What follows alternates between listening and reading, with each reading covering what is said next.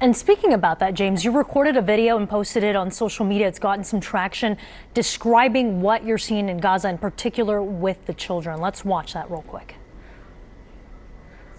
More children with the wounds of war, with the burns, with the shrapnel littering their body, with the broken bones.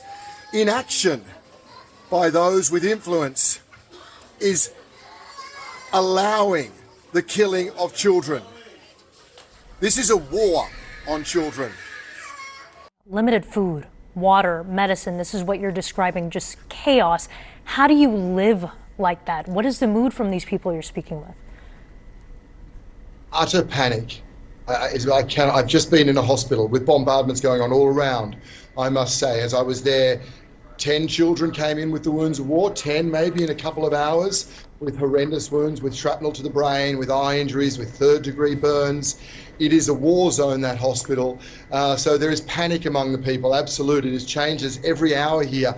People don't know where to go. They are almost in a trance. Children in the hospital, Isabel, are grabbing me. Mothers are grabbing me saying, take me somewhere safe. A little girl held me and I tried to take a moment always. She just had 2 empty water bottles. She's in a hospital.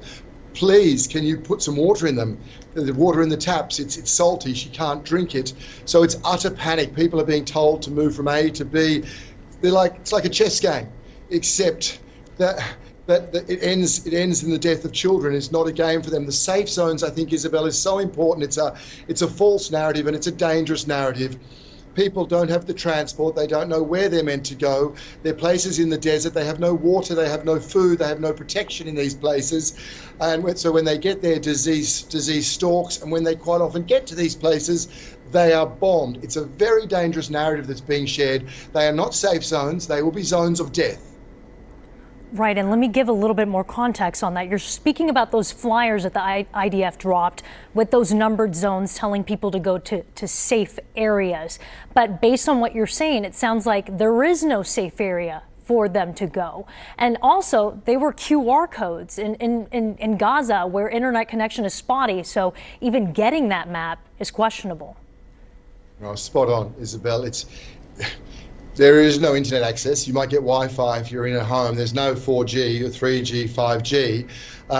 So people get these things, and then 5 minutes later there is a bomb, or on the way they're going there is a bomb. And they've already, remember, these people had their homes bombed in the north and saw a family member, a sister, a mother die. Then they moved to a shelter, which probably got bombed. They've come down south. There is a panic among people here that they simply now do not know where they're meant to go to. Yeah, and Netanyahu has said that the war will continue until, quote, we achieve all of our goals. What do you make of that, and what does that mean for Palestinian civilians?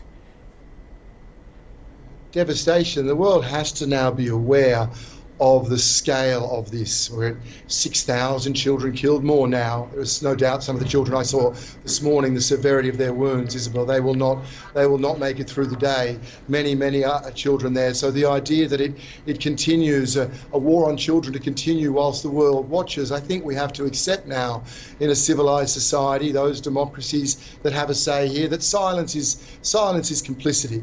And they need to look into the eyes of mothers who've lost the ability to protect their children, of young students and the brilliant brains that I encounter all the time who are utterly fearful. They have to accept that they are allowing the death of these people.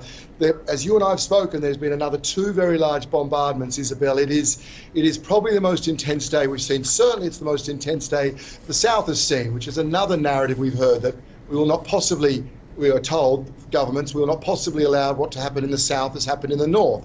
Well, it's happening in the South. I can bear witness to that.